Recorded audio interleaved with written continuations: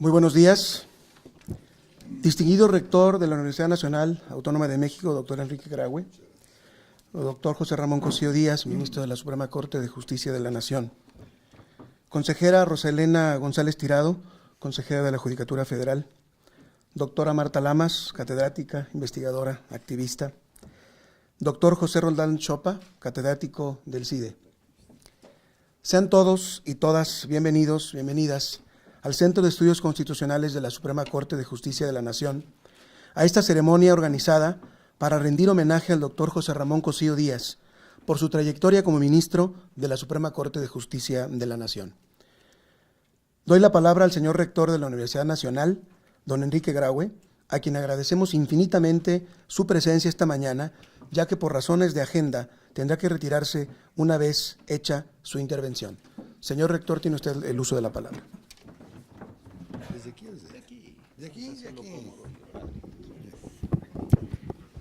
Muy buenos días tengan todos ustedes. Todos y todas ustedes. ¿Ese es el que suena? Gracias. Primero disculparme porque efectivamente voy a leer unas palabras y luego tendré que retirarme porque tenemos una inauguración en Tlatelolco. Entonces a las 10 hay que estar allá. Marta se queda en mi representación. Bueno, a ver.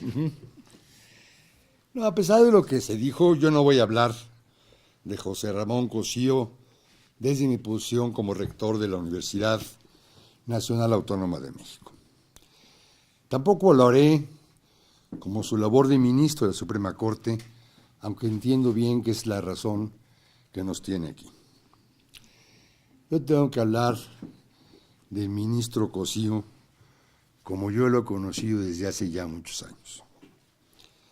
Déjenme contarles que lo conocí siendo yo director de la Facultad de Medicina de mi universidad. Era para entonces yo secretario general de la Academia Nacional de Medicina y el ministro colaboraba con algunas ponencias en relación a los puntos de encuentro, en donde la medicina y el derecho entrelaza sus intereses y transponen los límites de sus disciplinas. Como ustedes todos lo conocen, el ministro Cosío tiene entre sus muchas cualidades una gran avidez por colaborar. Y debe ser un problema, José Ramón. Y debe ser grave. Y lo más grave es que se le nota, ¿no? Razón por la cual no duda uno en pedirle su opinión o apoyo sobre los más diversos temas de su amplia gama de intereses y conocimientos. De ponente ocasional se convirtió por la vía de su desinteresada presencia en el consultor jurídico de la Academia Nacional de Medicina. Lo recuerdo a él y a algunos de sus colaboradores aquí presentes, trabajando con nosotros durante muchas horas en la Academia Nacional de Medicina. Déjenme decirles que esta academia tiene más de 150 años de existir. Y todavía puedo verlos a ellos tratando de asimilar las tradiciones de la academia y plasmarlas en letra jurídica para la reglamentación y modernización de la academia. Recuerdo también que en esos días estábamos en la Facultad de Medicina concluyendo el diseño curricular de la licenciatura en Ciencia Forense. Esta licenciatura había sido un deseo largamente añorado y fue producto de muchas horas de encuestas, de consultas internacionales, de sesiones con ministerios públicos, con magistrados en los tribunales y con centros médicos forenses.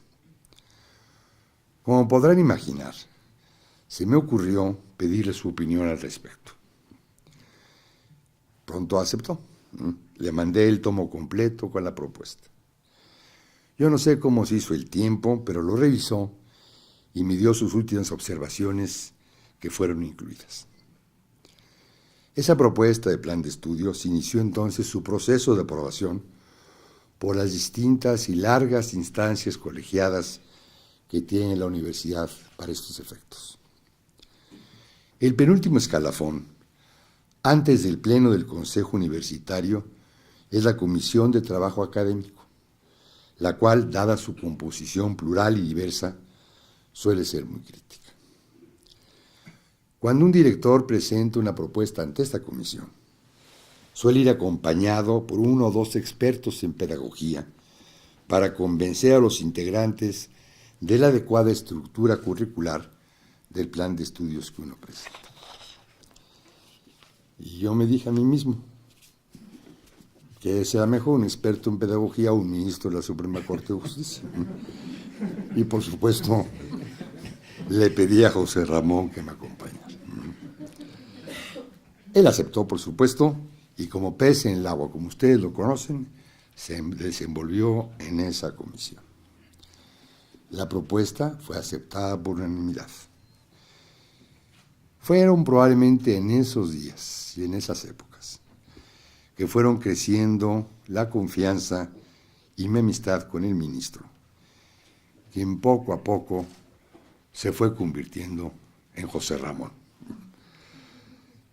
Luego, con el proceso de construcción del edificio donde se impartiría la nueva carrera y la necesidad de contratar personal académico, tanto en docencia como en investigación, surgió la necesidad de designar al coordinador de esa carrera. El perfil no era necesariamente sencillo. Se necesitaba de alguien con conocimiento de las ciencias sociales y el derecho, que las vinculara a estas con las ciencias químico-biológicas y con las ciencias exactas.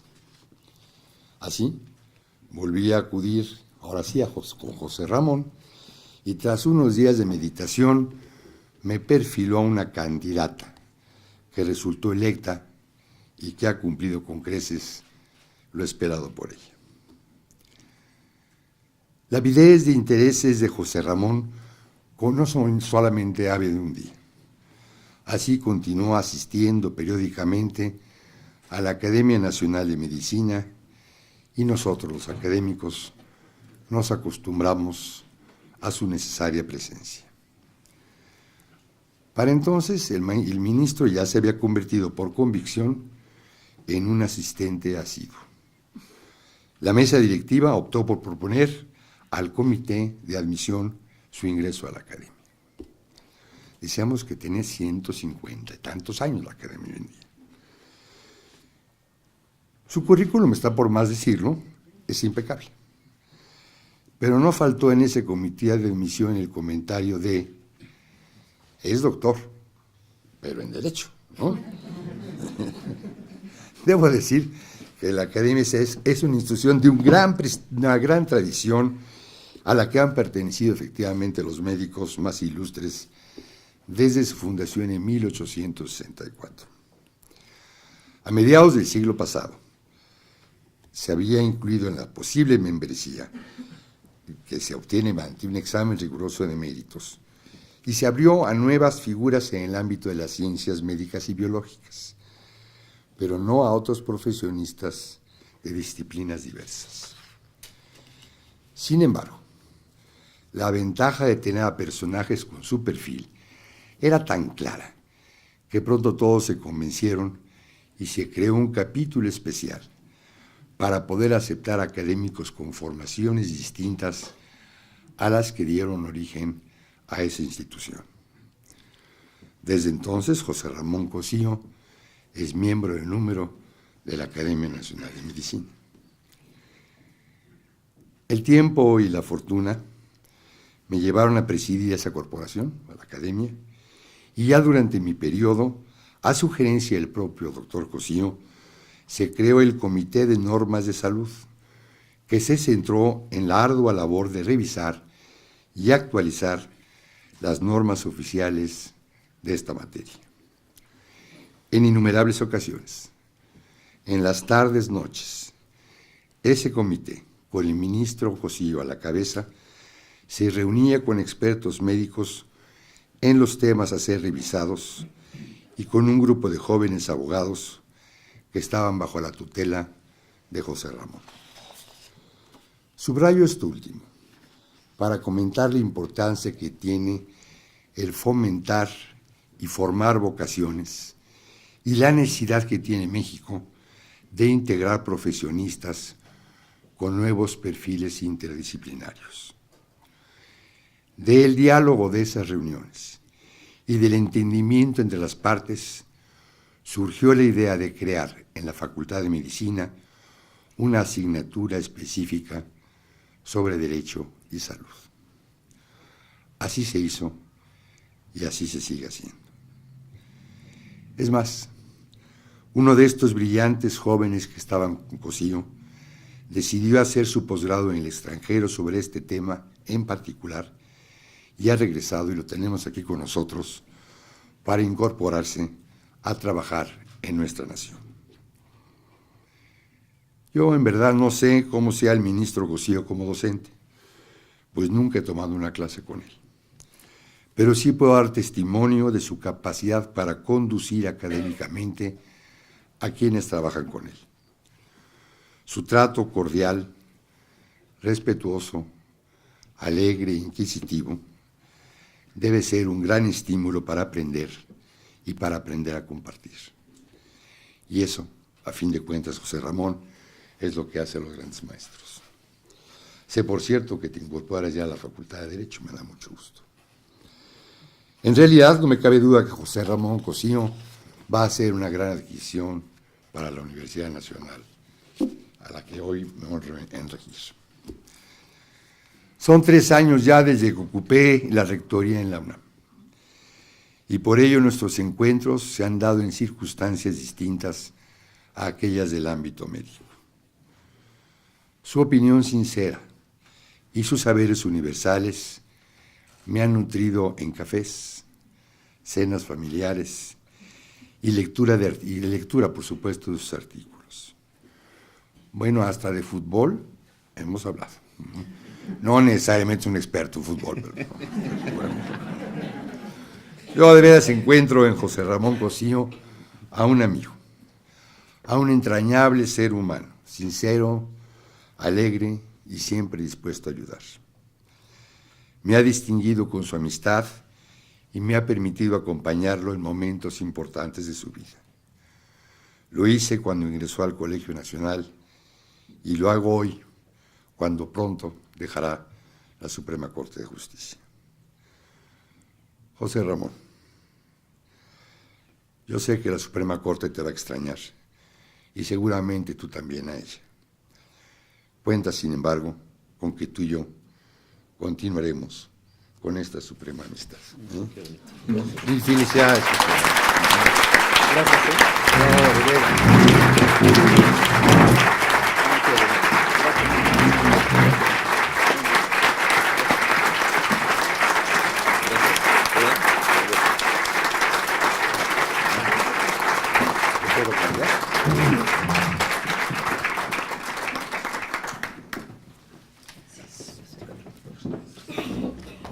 Perdón por tenerme que retirar. Gracias. Sí, cómo no.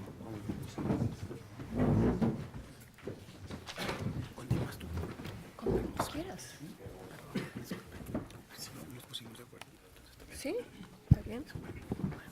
Damos la palabra a Marta Lamas. Bien, pues mucho gusto de estar aquí. Muchas gracias por la invitación, Roberto. José Ramón Cosío es un personaje sui generis. Soy antropóloga, imagínense, es un espécimen. Además de llegar a ocupar el puesto más alto de la jerarquía jurídica como ministro de la Suprema Corte de la Nación, este abogado ha ido construyendo una sólida trayectoria como intelectual público. Este término de intelectual público nombra la actitud de una persona que une la profesión de pensar con la voluntad de dar a conocer lo que piensa. Los intelectuales públicos se caracterizan por ser personas muy críticas que, según Edward Said, cito, desafían y derrotan un silencio impuesto y la calma normalizada del poder que no se ve, cierro la cita. Cosío ha desafiado el silencio impuesto acerca de las debilidades y carencias del orden jurídico y ha criticado que el derecho, que no es neutral, con frecuencia está al servicio del poder. Mediante su actividad intelectual, Cosío ha concretado su compromiso vital con la justicia. Además, José Ramón ha sido un gran aliado del feminismo. Antes de entrar le comentaba yo al rector Graue y a la magistrada que las feministas deseamos que era nuestro santo patrono y le poníamos velitas. Recordarán que cuando en abril del 2007 6 partidos de la Asamblea Legislativa del Distrito Federal despenalizaron el aborto voluntario hasta las 12 semanas de gestación, un mes después, la Comisión Nacional de los Derechos Humanos y la Procuraduría General de la República interpusieron, a instancias del presidente Felipe Calderón, una acción de inconstitucionalidad. Es de imaginar lo que pasó durante el proceso de deliberación en la Suprema Corte de Justicia. Muchas feministas depositamos nuestra esperanza en que el ministro Cosío, a quien veíamos como progresista, argumentara acerca de cómo la legislación punitiva significaba una intervención inconstitucional del Estado en los derechos reproductivos de las mujeres. Sin embargo, José Ramón desplegó una estrategia distinta. En contraposición con el ministro Aguirre, que justamente intentó que se tomara el embarazo como el tema central de la discusión, Cosío se decantó por el asunto de la competencia de los legisladores para modificar o no la ley y sostuvo que no se trataba de debatir sobre el embarazo y el aborto como fenómenos materiales, sino de centrarse en la regulación del embarazo y el aborto como una cuestión competencial. O sea, él lo que dijo, ¿tienen los legisladores de la Asamblea Legislativa la competencia legal para establecer esos cambios? He de reconocer que en un principio nos molestó esa estrategia, porque decíamos, no le van a entrar al tema de fondo. Pero luego nos reconcilió muchísimo que Cosío desmantelara la postura del ministro Aguirre sobre el derecho a la vida como un absoluto, al señalar la relativización que hay del derecho a la vida en el derecho internacional y por lo cual no se constituye en ninguna parte como un derecho absoluto y sin posibilidad de modificación. Así, José Ramón señaló que ni constitucional ni internacionalmente se reconoce un derecho absoluto a la vida, había que visualizar que lo que existía era una cuestión distinta, la protección de un bien jurídico internacionalmente considerado. Y luego de revisar sentencias de otros países, otro punto central de su argumentación fue introducir la pregunta de hasta dónde el Estado debe penalizar dicha práctica y desplegó una reflexión sobre la importancia de separar lo jurídico de lo moral. Como todos sabemos, la postura que ganó en la Suprema Corte con el voto de 8 magistrados fue la suya, o sea, la de que la despenalización del aborto legislada en el entonces Distrito Federal sí era constitucional. Ahora bien, yo quiero hablar de otro aspecto de este bicharrajo sui generis. Un aspecto notable de su trabajo ha sido la forma en que piensa y discute sobre la interacción entre el derecho, la política, los jueces y la sociedad. Como el derecho no puede abarcar toda la complejidad de lo que ocurre socialmente, la mirada intelectual de Cosío asume esa complejidad y ve también su limitación para mostrarla en el vínculo entre el orden jurídico y la realidad social. Su compromiso social lo ha impulsado a buscar maneras para atender nuestra dolorosa realidad nacional y su preocupación acerca del funcionamiento de nuestro orden jurídico lo ha llevado a ser muy crítico. Como buen intelectual público, a Cosío le interesa influir en la opinión pública y no solo en el campo jurídico o el académico. Y esto lo ha llevado a cabo tanto con sus artículos periodísticos y en revistas, como en conferencias abiertas y otras formas de docencia informal. Al ser un crítico de nuestro sistema jurídico, Cosío ha jugado un papel fundamental en la formación del personal judicial. Ustedes lo deben de haber vivido, pues Cosío ha usado su prestigio como ministro de la Suprema Corte y ha ido destilando sus críticas en intervenciones sencillas y provocadoras. Al plantear la necesidad de depurar al orden jurídico, ha criticado las sentencias larguísimas, ha preguntado si en verdad se necesitan tantas leyes, ha calificado de negativa la costumbre de acumular las jurisprudencias, o sea, ha criticado, en sus palabras, la sobreregulación, la mala regulación y la falta de regulación. También ha hablado de la dificultad de hacer cosas útiles, de dialogar con otras disciplinas, de cómo el no hacerlo implica una pérdida de calidad del orden jurídico que deriva en tener peores leyes y peores servidores públicos. Él ha dicho que el orden jurídico está atravesado por el género, que el derecho está cargado de subjetividad y que en el campo judicial se duda muy poco, cuando dudar es un arte muy valioso, pues con certezas inamovibles se echan a perder muchas cosas. También ha sostenido que la velocidad de los cambios del conocimiento requiere que los servidores públicos se capaciten mucho más, pues en México necesitamos cambiar la dinámica de las instituciones y para ello se requiere que dichos servidores tengan más autoconciencia, que sean más reflexivos y que lleven a cabo un ejercicio crítico. Así ha criticado el funcionamiento del orden jurídico y ha denunciado que del inmovilismo que tiene, se desprende un reforzamiento de las desigualdades en nuestro país. Como buen intelectual público, tiene una mirada multidisciplinaria y él subraya que es muy importante escuchar otras disciplinas como algo fundamental para comprender el orden jurídico actual, al que, como ya les dije, ha calificado de sobrecargado e ineficaz.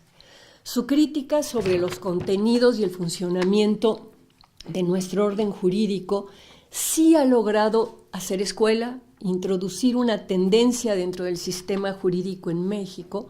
Por lo menos la escuela está muy clara en tus seguidores del ITAM, y en tus amigas feministas.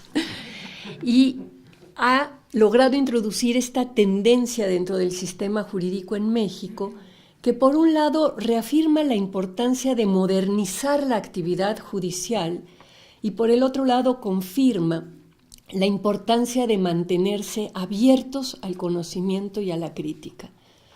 México requiere más intelectuales públicos como él, que encaren la demanda social, que incidan críticamente.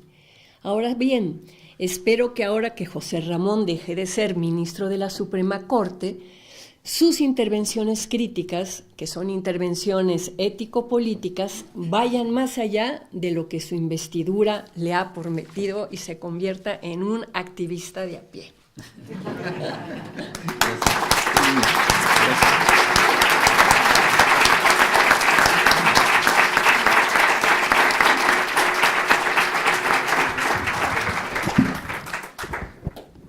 A continuación escucharemos a la consejera Roselena González Tirado. Es con este. Muy buenos días. Como yo sí soy un poco irreverente, me voy a ir allá. Sí. Gracias.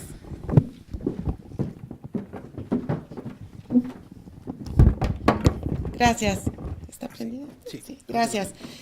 Oyendo ahorita al doctor Graue, pensaba, qué bueno que José Ramón no sabe tanto de fútbol porque lo hace humano ante la mirada de la perfección de todo lo que hace. Entonces, qué bueno que no sabes tanto de fútbol, José Ramón. Así ya tengo un punto sobre ti de todas las desventajas que tengo en las materias.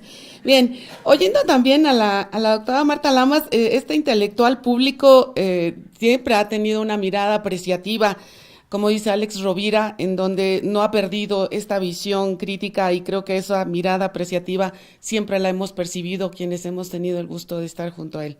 Bien, a un ser humano inteligente se le califica más por sus preguntas que por las respuestas que puede dar a las preguntas que le hacen otras personas. Y este saber ser y estar en este mundo es como se genera el cambio y la maravilla de tener a alguien como José Ramón a un lado. Y ese es José Ramón, una persona que más que responder siempre se está haciendo preguntas. Me parece que son demasiadas las preguntas que se ha hecho en su vida, pero yo creo que esto es lo que lo ha hecho todavía aún más inteligente, y esta entrada a esta intelectualidad pública es lo que realmente creo que es lo que vale. Yo imagino el día en que José Ramón entró a su oficina, el primer día que fue designado ministro, y yo creo que ahí ese tal vez ha sido el día que más preguntas ha hecho en su vida, y yo creo que la primera ha sido: Dios, ¿qué estoy haciendo aquí? Pero con el tiempo, yo creo que todas las preguntas que se pudo haber hecho en ese día han tenido respuestas maravillosas, respuestas en su vida personal, en su vida profesional, en su vida académica, en su vida de escritor, y también en un sinnúmero de proyectos, intervenciones, relatorías y votos, creando así justicia viva. Y esta es tal vez la calificativa dentro de las cuales yo ubicaría la actividad de José Ramón. Es un creador de justicia viva, es un saber consciente, y lo adereza con una perlita arriba de ciencia.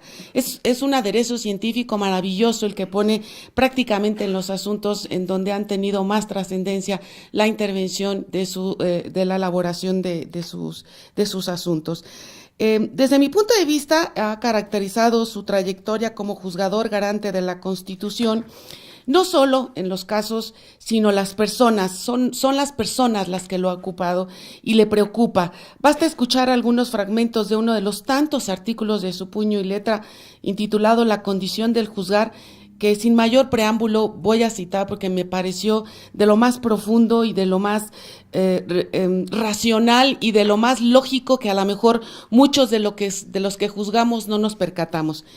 Y dice José Ramón en este artículo: ¿qué debemos hacer cuando la justicia a impartir está mediatizada por un expediente que puede contarnos la verdad construida procesalmente, pero no hablarnos del hombre a quien estamos juzgando? ¿Cómo darle voz a las personas para no verlas reducidas a las peculiaridades técnicas de cada proceso? La justicia debe ser una mezcla complicada de lo contenido en el expediente y la empatía para con los seres humanos, cuyas condiciones de vida, libertad, honor, propiedad o seguridad nosotros habremos de determinar. ¿Cómo puede lograrse esta solución sin resbalar en la siempre atractiva pendiente de la subjetividad? Siguiendo los consejos sabios que a lo largo de la historia se han emitido para luchar contra ella. Y dice José Ramón: primero, admitir que no existe una objetividad perfecta. Segundo, precisar los elementos fácticos, diferenciando entre los probados y los inferidos. Tercero, atrevernos a especificar todos los elementos que habremos de hacer intervenir en nuestro juicio, especialmente los de carácter subjetivo, pues así nos comprometemos con ella y la ponemos en condición de ser discutida. Cuarto, admitir que toda solución está sujeta a sus condiciones de emisión y por lo mismo es perfectible. Quinto, estar atentos a las críticas y a la autocrítica. Sexto, tener el valor de sostener la misma solución en todos los casos semejantes. Estas, cierro cita, como diría Marco Aurelio en sus Meditaciones, son características del alma racional. A mi entender, juzgar es una función que surge y se impregna del alma de quien la ejerce. Bien decía este famoso Marco Aurelio que es perteneciente al alma racional la caridad con sus semejantes, la verdad, la humildad, la paciencia y el respeto por sí misma, lo cual la vuelve similar a la ley. De ahí que se mencione que la rectitud del alma no es ajena a la de la justicia. Así es como yo podría definir a José Ramón. Desde este lugar en el que nos encontramos, que está en el edificio del centro, el ministro Cosío ha hecho cuanto ha estado a su alcance para acercar el derecho a los ciudadanos y hacer que la justicia cobre sentido para quien la exige, a través de sentencias claras y concretas, como dice la doctora Lama, sin exceso de tecnicismos ni argumentos rebuscados, como dicen en el norte, reborujados, innovando en la forma de establecer el diálogo entre el juez y el justiciable. Contra lo que se pensaba desde el inicio, su tránsito por la academia ha aportado a nuestro sistema de impartición de justicia la mirada crítica e incluyente de todos los observadores involucrados, dando voz y peso a lo dicho en otras latitudes a través de la doctrina y la revisión de sentencias de los principales tribunales constitucionales en el ámbito internacional. No es común que una profesión académica universitaria de corte erudito, científico y aún filosófico sea combinada con el peculiar quehacer del juzgador, mientras se espera que el académico posea una audaz imaginación que conduzca a desbordar los límites de la realidad con tal de efectuar avances significativos en su disciplina. Al juzgador se le solicitan contención y prudencia para ajustarse a la letra y se le aconseja no violentar jamás el espíritu de la ley.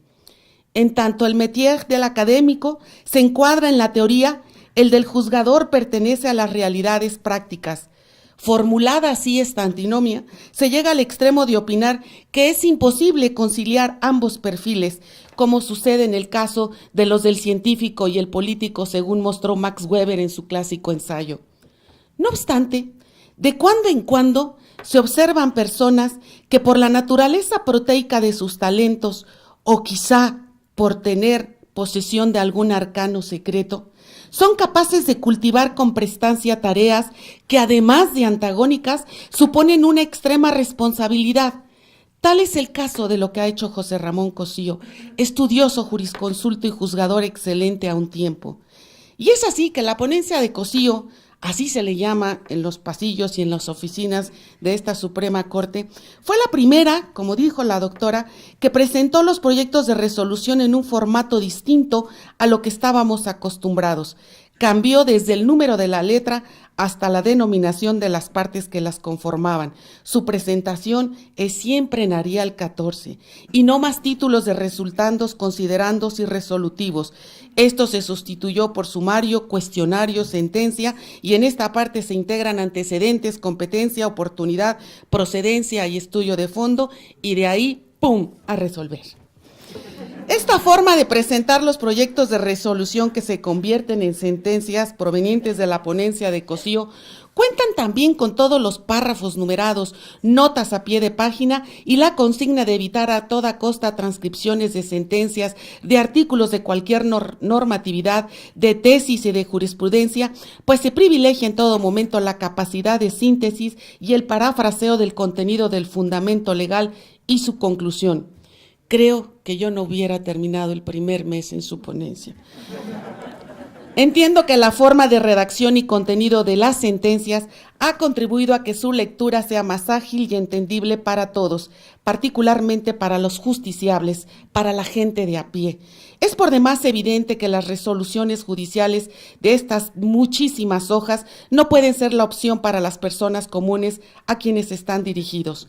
Los temas de los que ha conocido a lo largo de estos 15 años han sido muchos, pero siempre con un solo objetivo: impartir justicia, y bajo esa premisa han llegado ante él controversias altamente polémicas y especializadas en las que, siendo fiel a sus convicciones, ha pugnado siempre por allegarse de lo necesario para ir profundo y buscar la verdad legal.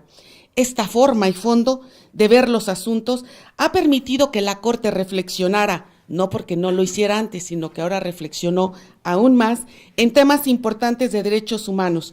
De hecho, José Ramón es el precursor de tocar las puertas de la ciencia, como ya lo dije hace un momento, para estar en condiciones de resolver asuntos de alta complejidad a los que ha enfrentado la Corte. El asunto emblemático ya lo ha comentado muy bien la doctora Lamas, así es que yo solamente me referiré que en esta resolución podemos encontrar el involucramiento de la ciencia, pues se llamó a los expertos en la materia a efecto de que el Pleno de la Corte emitiera la decisión que todos conocemos. Situación similar se ha presentado en otros casos, como el de los militares con VIH, en el que el ministro Cosío dejó sentado el precedente en el sentido de que los conocimientos especializados no son necesarios para despejar problemas relacionados con hechos y que no se trata de dejar el control de la constitucionalidad en manos de los galenos, sino de aceptar que existe la necesidad de contar con algo más que los conocimientos previsibles del hombre medio para resolver responsablemente las cuestiones jurídicas involucradas. Ahora que oía al doctor Graue, me doy cuenta del interés de José Ramón por la medicina, quizá al grado de ser una vocación postergada, y esto hizo posible entretejer ambos mundos que atañen al ser humano y así fructificar en resoluciones sólidas y bien fundamentadas su criterio. Su sello, sin duda, es la defensa a ultranza de los derechos humanos con una mirada cercana, sin tendencia liberal o conservadora establecida, ni frío ni caliente, sino todo lo contrario. Ocupado en los asuntos y preocupado por las personas, pero siempre con el derecho como guía, tal como pudimos apreciar en las intervenciones del señor ministro, que finalmente dieron origen a votos concurrentes o particulares en muchísimos asuntos. Otro caso que atrajo la atención nacional por sus múltiples implicaciones fue la del Encino, en el que la propuesta del ministro Cosío y que finalmente prevaleció durante su votación en el más alto tribunal fue decretar el cumplimiento sustituto de la sentencia de amparo en virtud de considerar el perjuicio que implicaría para la sociedad la aplicación de la sentencia en cuanto a que sería mayor el beneficio que obtendría la parte quejosa. Fue ponente en casos de acciones de inconstitucionalidad, en muchísimas controversias, y ha sido el responsable de proponer como ponente la resolución de asuntos que han sentado jurisprudencia en temas que abarcan todo el espectro de la antropología constitucional, cuya transformación a partir de la reforma de junio de 2011, en opinión del ministro Cosío, ha generado un cambio en la posición de las personas frente a las autoridades estatales. No necesito abundar en las concepciones que José Ramón ha sostenido en el ejercicio de su alta responsabilidad como ministro. No obstante, deseo trazar aquí, en sucinto esbozo, las novedosas coordenadas que han caracterizado a su gestión. Constitucionalista de pura cepa, estudioso de la teoría general del proceso, su concepción del derecho es generosamente amplia y no se halla exenta de vasos comunicantes con otras esferas de la vida, y el conocimiento de las que se nutre y a las que nutre son altamente gratificantes. Creo no traicionar su pensamiento si afirmo que considera el derecho como una ciencia social de legitimidad indiscutible, en continuo ascenso en su consolidación científica y en diálogo permanente con todos los sectores para un fortalecimiento de la vida social plenamente democrática. Consecuencia de esta sólida y opulenta concepción del derecho ha sido su desempeño como juzgador, el cual, todo hay que decirlo, ha requerido de férrea voluntad, considerable perspicacia y aguda inteligencia para imponerse y convencer, como finalmente ha sucedido. Dos sentimientos contradictorios me embargan en este trance en el que tengo el honor de pronunciar estas palabras. Por una parte, me es grato evocar los méritos académicos del ministro y en paralelo señalar las virtudes como juzgador del distinguido maestro e investigador. Por la otra, no puedo reprimir mi pesar por su próximo retiro de nuestro máximo tribunal. Así sea un honroso retiro, pues su ausencia implica el fin de un ciclo que será recordado, no solo por sus valiosas realizaciones habituales en las tareas de un alto juez, sino como una gestión seminal que prefigura para México una mejor justicia. Muchas gracias.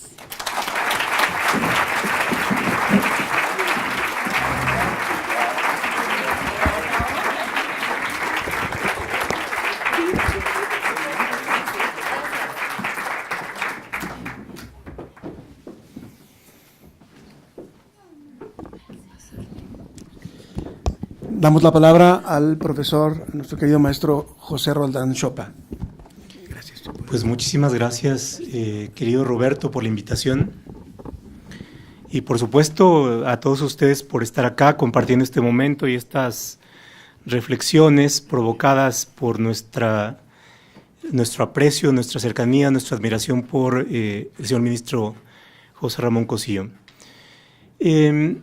Roberto me puso en un aprieto porque estar en un acto como este significa una tarea nada fácil y es qué decir. Y por supuesto para saber qué decir hay que pensar y no es sencillo encontrar el tono y el punto de enfoque dada el poliedro que es Cosío para todos nosotros. Y de repente ahí me encontré un libro que me dio la clave y es el libro de Posner de cómo piensan los jueces. Y por supuesto, siendo Cosío un juez, la pregunta es, ¿estaría interesante hablar de cómo piensa Cosío o cómo pensamos que piensa Cosío, que es una cuestión en donde cada uno de nosotros va encontrando su tono, ¿no? Y en el librero tengo una parte en donde están las distintas obras de Cosío, que es una buena parte del librero, debo confesarlo. Hay un problema de espacio en el librero y están ordenadas no por colores ni por tamaño, sino por fechas. Y hay un libro que fue de los primeros que yo leí del doctor Cosío que trata sobre la jurisprudencia. Lo ojeé, no debo decir que lo releí, lo ojeé, pero la primera impresión es que Cosío se ocupaba de los temas de la jurisprudencia a partir de cuestiones que tenían que ver sobre la conceptualización de la jurisprudencia, pero también, llamémoslo así, con problemas formales, ¿no? Es decir, ¿qué lugar ocupa la jurisprudencia en el orden jurídico? Y ahí está el cómo piensa Cosío o cómo pienso que piensa Cosío hace ya un buen número de años. Después, no lo he terminado de leer, me topé con este libro, me hace falta la dedicatoria y por eso lo traje, pero tiene que ver con el sistema de justicia, trayectorias y descolocaciones. Y por supuesto es un libro relevante porque tiene que ver con cómo nos aproximamos a Cosío en este libro y cómo pensamos que Cosío piensa los problemas de la justicia. Y entre otras cosas, yo creo que también Cosío se piensa a sí mismo. Y por supuesto, este es un tema relevante. Hace muchos años me topé con José Ramón en uno de los pasillos de Ciudad Universitaria. Él bajaba de la Torre de Humanidades y yo salía de la biblioteca, iba a un seminario y Cosío estaba ahí muy activo como siempre, en un congreso de Derecho Constitucional donde tuve intervención, pero estaba junto a los grandes personajes, junto a Carpizo, en fin. Y por supuesto me llamó la atención su presentación, después nos conocimos en el posgrado, y ahí está una de las cuestiones de cómo piensa Cosío, y tiene que ver con la relevancia que las razones y la expresión de estas tienen en su modo de entender las cosas, la vida, el derecho, la amistad, en fin. Y la constante es que hay un gran ejercicio de racionalización desde cómo se enfrenta el problema de la jurisprudencia o cómo se piensa la justicia, ya no solo como un problema formal, sino, destacaría el término, como una cuestión de positividad, que no es lo mismo, ¿no? Y en esto, por supuesto, no es lo mismo el precepto, el enunciado, la expresión lingüística de la ley a lo positivo que tiene que ver con la creación humana. Y una creación humana, es decir, el derecho es creación de los seres humanos en un determinado momento con determinados intereses y, por tanto, no solamente hay que entender el derecho y la función del juez en una aproximación formal con la letra como un problema lingüístico, sino como un problema positivo que tiene que ver con hechos humanos en donde hay todo lo humano detrás de esto, ¿no? Y ahí está una de las cuestiones. Entonces, cuando uno le preguntaba, oye, Cosío, ¿piensas que tal cuestión es inconstitucional? No decía sí o no, sino su punto de abordamiento era, bueno, veamos por qué. Y a partir de ahí comenzaba a explorar las razones y la respuesta venía al final, no venía al principio.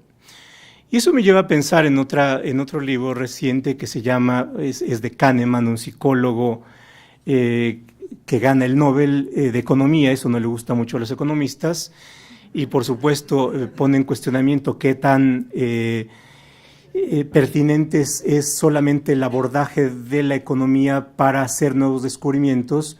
Y lo curioso es que sea un psicólogo. Tiene un librito que se llama Pensar rápido, pensar despacio. Y lo relevante y lo pedagógico de este libro es cuando uno se pregunta, Raúl, ¿te cae bien Juanito? Y entonces Raúl puede decir, no, no me cae bien. Y ponemos a funcionar el sistema 1, es decir, las percepciones más inmediatas, las emociones, las simpatías, las antipatías a partir de una aproximación en donde están las apariencias.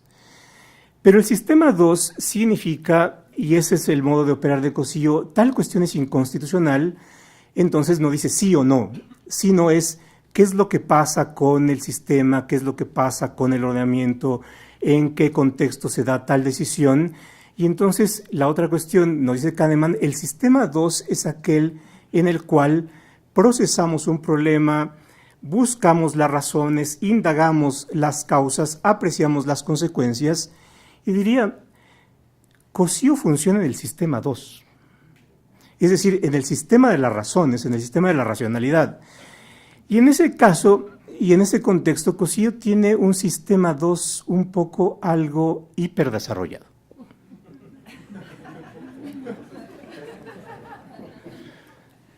Debo decirlo.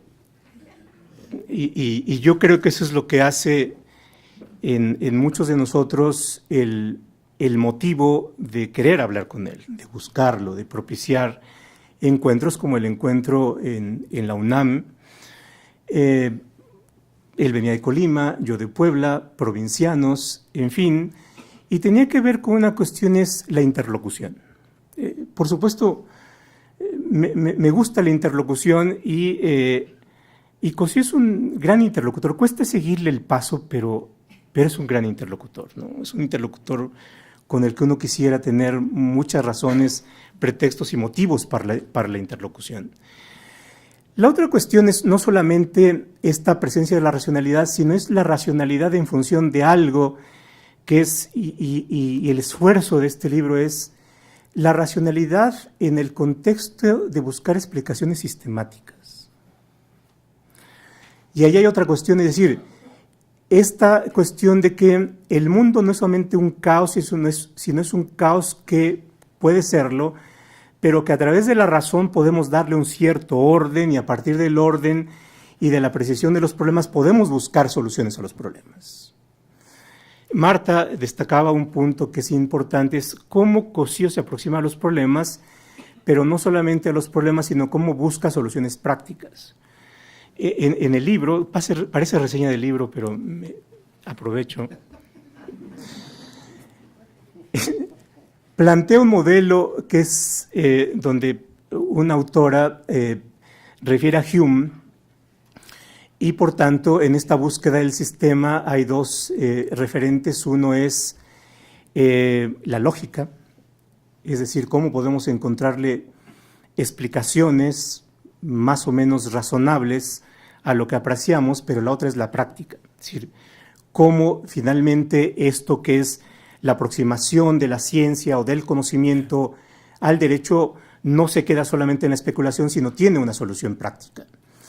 Y lo referido por Marta tiene que ver con eso, es decir, la mejor solución no es aquella que nos parece ser la mejor solución y la que nos dejaría contentos desde nuestra perspectiva interesada, ¿no? Sino puede tener otra. Hay una película que es muy clara en esto que se llama El Amistad, ¿no? Y la amistad es sobre un caso que se presenta en los tribunales americanos y que tiene su desenlace en la Suprema Corte y es un barco de esclavos que surge de África y va a Cuba, se amotinan los esclavos, toman el control, pero ante su impericia y las corrientes y las tormentas llega a costas norteamericanas. Y bueno, los esclavistas reivindican la propiedad de sus esclavos, pero hay alguien que hace litigio de interés público y plantea el tema a la corte, planteando la libertad. Y el problema es cómo se plantea el abogado la estrategia para lograr lo que quiere, que es la libertad de los seres humanos, dada su repulsa al esclavismo. Y el argumento no es el valor de la libertad. El argumento tiene que ver con el derecho de propiedad a partir del derecho civil, suponiendo que son propiedad, pero que están en el mar y por tanto la propiedad en el mar tiene una significación distinta y curiosamente no se enfrenta el argumento puro y duro de libertad, sino es un argumento de que dado que la propiedad está en terreno de nadie, por tanto nadie puede reclamar la propiedad, ergo, dirían los abogados, son libres. Y es un argumento de derecho civil, pero el objetivo está ahí presente, ¿no?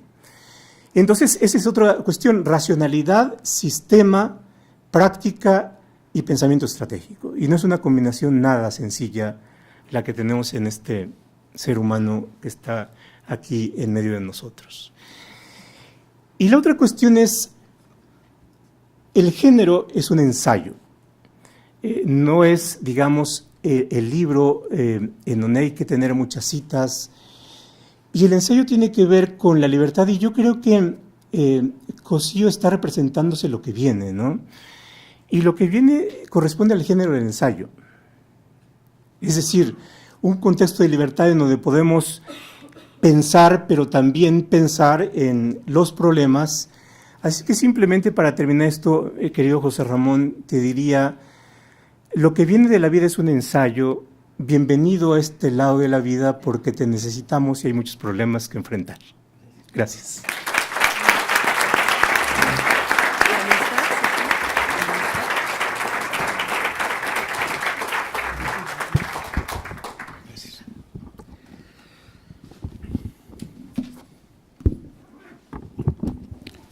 Muchas gracias. Antes de dar la palabra al homenajeado, me permito señalar, a nombre de todos los invitados a esta ceremonia, de este y del otro lado de la mesa, la siguiente reflexión. En el siglo XIX, Honoré de Balzac definió la elegancia como la ciencia de no hacer nada igual que los demás, pareciendo que se hace todo de la misma manera que ellos. Considero que lo que distingue a José Ramón Cosío Díaz como ministro y como ser humano es precisamente haber hecho todo diferente sin que en principio se notara, pero cuyas innovaciones, al menos muchas de ellas, se siguen a pie juntillas sin que apenas se note o se reconozca que fueron impulsadas por él. Una de las palabras que a mi juicio definen al ministro Cosío es generosidad, pues es un hombre que ha dado mucho a muchos, con una firme convicción de ayudar y hacer avanzar a la persona que ayuda, sea un colega o un subordinado. Es por todos conocida la costumbre de José Ramón de ingresar a los despachos de los secretarios y secretarias sin previo aviso, para sorpresa de muchos, así como su costumbre de saludar y preguntar a la gente por sus problemas personales. Otra palabra que viene a cuento para definir su personalidad es movimiento. El ministro Cosío siempre está en movimiento, haciendo nuevos planes y proyectos, solicitando información, pidiendo alguna opinión, inventando planes y quehaceres para él y para los demás. En fin, un ministro que para bien de muchos no sabe estarse quieto, porque como diría Benedetti, no le gusta quedarse al borde del camino. Y finalmente, otra palabra que lo define es eficacia. No creo haber conocido a nadie tan organizado como él. Escribir libros y ensayos, hacer investigación, llevar una ponencia, sesionar en pleno y en sala, hacer función editorial, dar clases, leer por placer, acompañar a los amigos y un largo etcétera, que nos habla del frenesí ordenado que produce los resultados que todos y todas conocemos y de los que muchos nos hemos beneficiado. Señoras y señores, estamos a punto de ver salir de esta institución a un José Ramón Cosío joven y vigoroso, pero como diría el tópico, no se trata de ningún abandono, porque su obra y su legado forma ya parte de esta Suprema Corte. Despediremos a un ministro elegante en el sentido de Balzac, que supo cambiar la forma en la que se lleva a cabo el control constitucional y fundó nuevas formas de organización y de liderazgo en la función judicial de México. Deja varios funcionarios judiciales que imprimen en su diaria labor algunas de las enseñanzas del querido jefe. Académicos alimentados de una experiencia judicial única en su tipo, que supone herramientas de lujo para la labor de investigación. Asesores y abogados inspirados en su forma de trabajar y de ser, y por supuesto, muchos amigos. Permítame, señor ministro, abusar de otro tópico, esta vez más prosaico, pero no menos contundente. Esta generación está en condiciones de decirle, como aquel rockero del Cono Sur, José Ramón, gracias totales.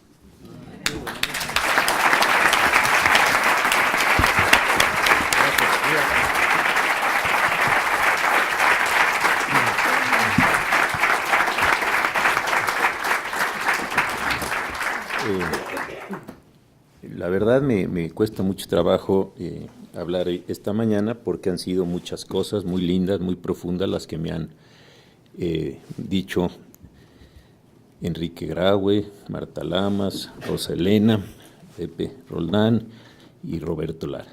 Y la verdad estoy muy emocionado, cosa que me ocurre con frecuencia, pero no suelo mostrar porque me cuesta trabajo después controlar esas cosas. Es algo que muchos de ustedes saben y otros no lo saben. Pero muy brevemente quiero decir algunas cosas, tomé nota de las cosas muy lindas que dijeron, pero sí quisiera hacer algunos comentarios generales. Se decía que a mí tengo esta hiperactividad, yo creo que eso es verdad, esta necesidad de estar haciendo algo, inventando algo para mí o para los demás. Muchos de los que están aquí trabajan donde están porque en algún momento me fueron a pedir consejo y pues ni modo, así les fue. Otros decidieron sus temas de tesis en un entusiasmo mío de algo que a mí me parecía importante. Otros han tomado inclusive decisiones personales en ese sentido, y eso creo que es parte de un entusiasmo por hacer las cosas. Pero yo creo que lo más interesante, y en esto lo decía muy bien Marta, es y de veras no piensen que porque están aquí puros amigos, lo digo en un sentido comprometido, es tener la capacidad de identificar personas buenas y personas listas con las que llevarse. Y creo que ha sido para mí lo voy a decir en esta palabra, una bendición en la vida. ¿Por qué? Porque yo no me suelo llevar con personas malas, no me suelo llevar con personas que no son, no quiero decir listas en el sentido intelectual, sino divertidas, listas, y eso creo que ha sido una forma muy padre de estar en la vida. Generar proyectos, pensarlos entre todos, construir las cosas juntos, creo que esto ha sido un proceso muy, muy padre. Y esto me parece que se puede ejemplificar primero con el concepto de la ponencia. Aquí lo que nos ocupa hoy es la terminación del cargo, y creo que es una ponencia divertida, una ponencia muy inteligente, una ponencia muy retadora. Todos tienen opinión de todo, todos dan lata todo el día, todos tienen algo que decir, todos tienen algo que contradecir, y conducir una ponencia así es un reto.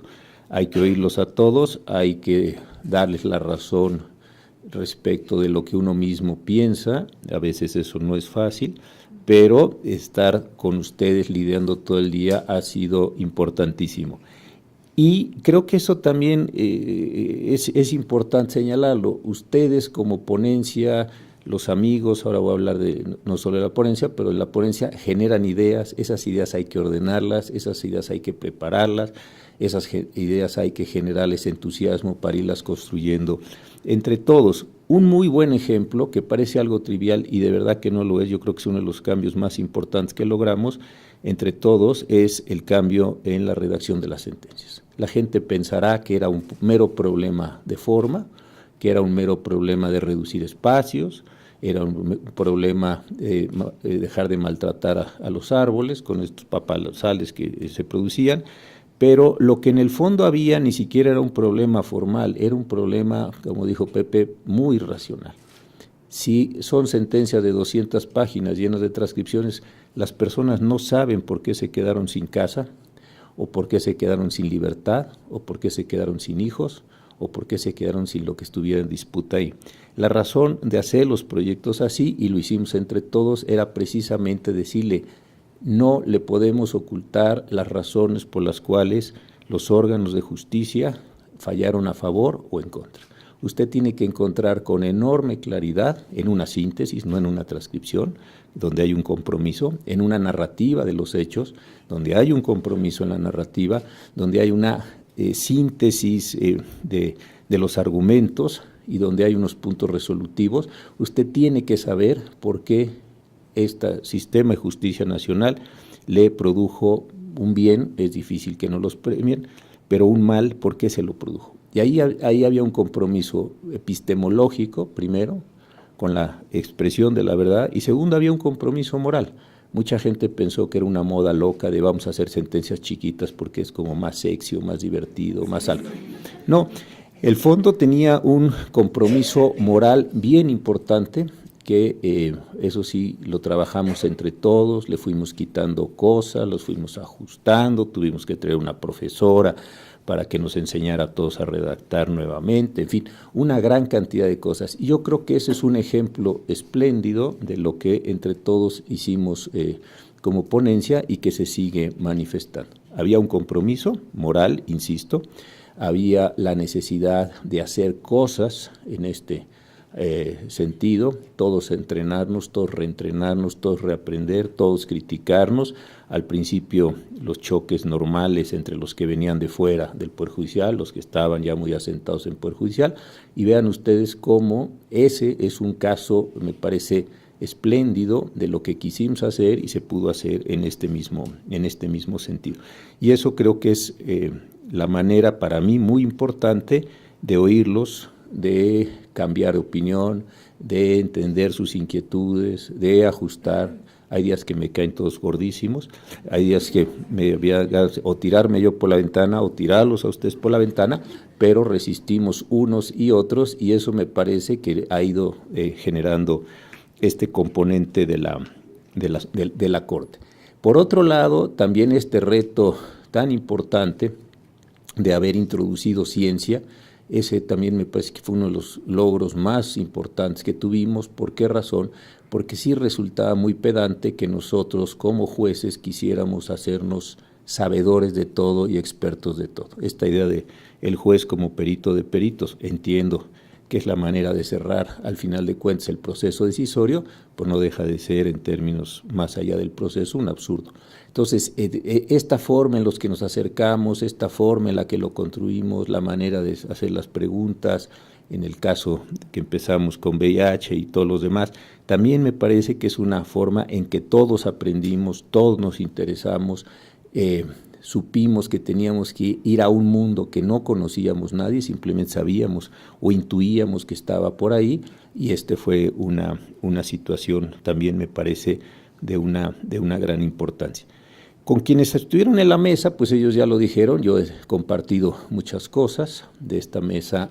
La primera persona a la que conozco de la mesa fue a Roselena, entramos juntos al posgrado ya hace varios años, fuimos exactamente compañeros de generación, muy querida, muy amigos desde entonces. Luego conocí a Pepe Roldán, nos fuimos juntos al ITAM, hicimos muchísimos cambios en el ITAM, ahí todas las tardes nos poníamos ahí como dicen ahora, debrayar los dos, a ver qué más cosas podíamos hacer por el departamento, dónde podíamos poner alumnos, qué materia teníamos que traer, qué profesores teníamos que correr, en fin, era aquello divertidísimo.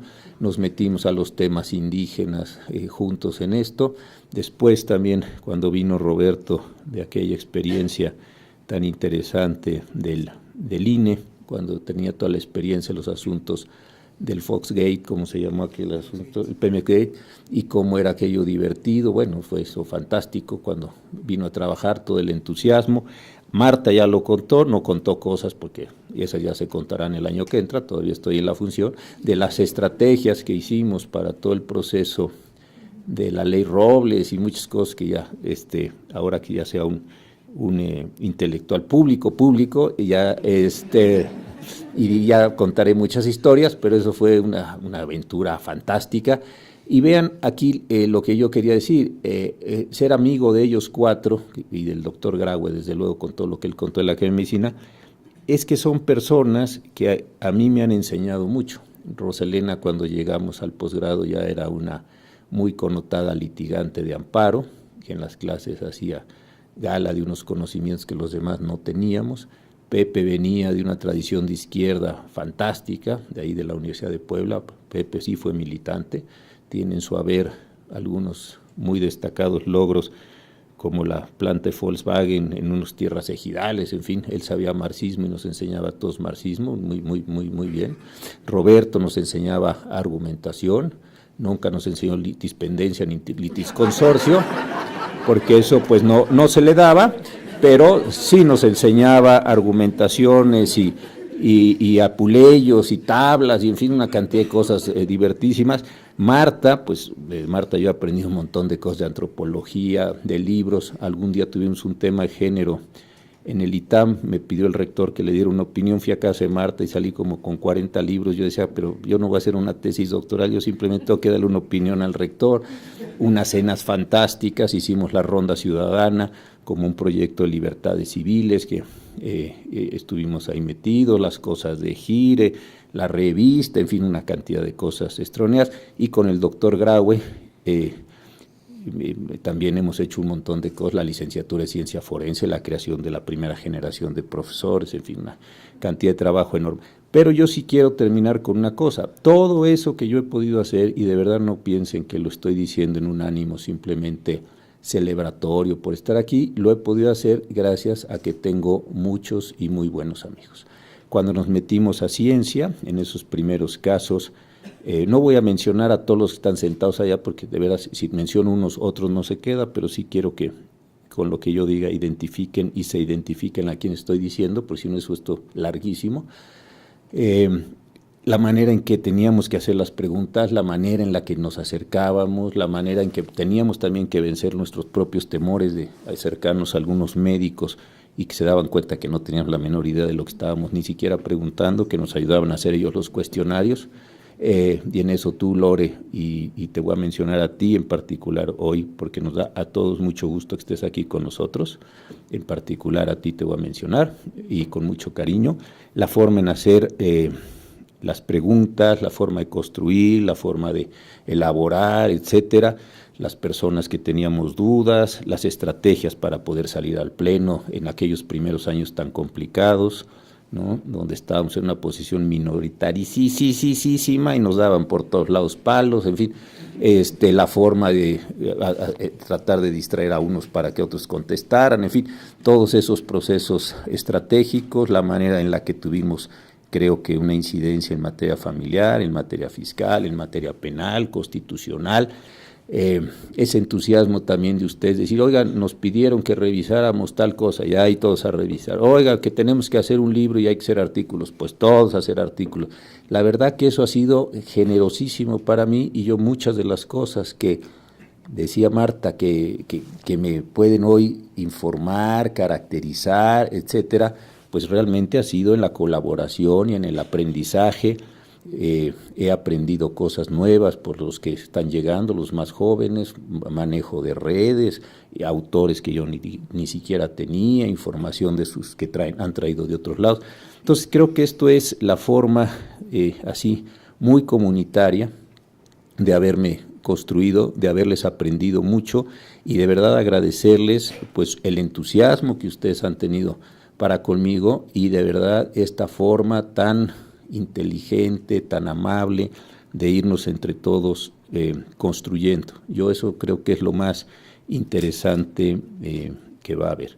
El día 29 me voy a dar unas palabras, me dijo el ministro Aguilar, y justamente sobre esto es sobre lo que quiero yo hablar ese día, que es la importancia no que tienen los ministros en lo individual, que puede ser o no, sino la importancia que tenemos en conducir grupos, en aprender, en hacerle caso a veces a uno, a veces a otro, en maximizar cosas, en jugar estratégicamente, en que sean ustedes una expresión que me gusta mucho de un amigo común de Marta y mío, que es Roger Bartra, que es esta idea del exocerebro.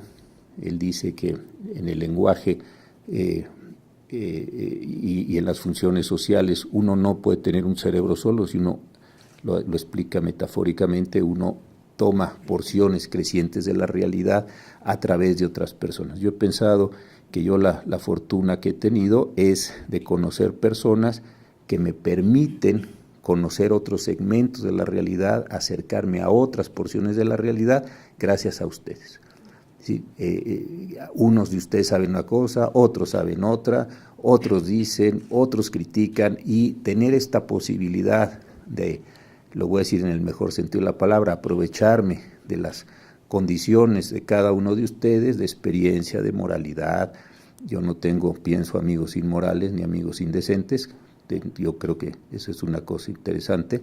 No tengo algún amigo que yo sepa, al menos visiblemente, que es un delincuentazo.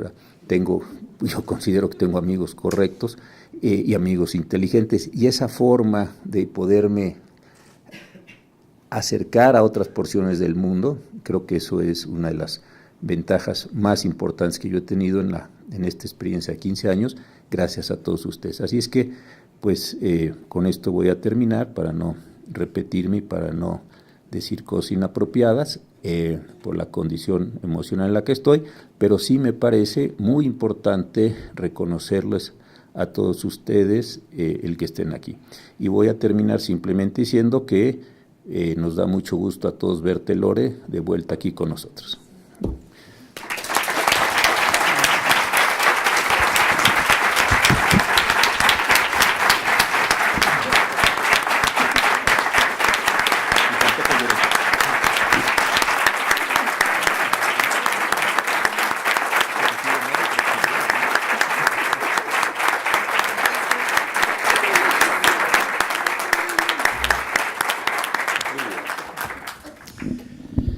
Antes de dar por concluida formalmente esta ceremonia, quiero dar las gracias a dos personas que hicieron posible la organización y las cuestiones logísticas, que son David Sánchez Mejía, mejor conocido como Donovan, y Alejandra Martínez Verástegui, del Centro de Estudios Constitucionales. Gracias a ellos, pero sobre todo gracias a todos los que vinieron, porque me parece a mí que el mejor homenaje que pudimos rendirle al ministro Cosío es haberle acercado a su propia gente.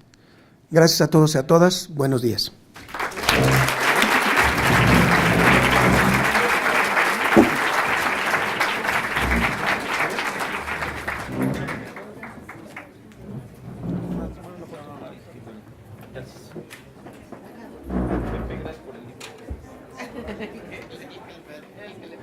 Pero el que me faltó.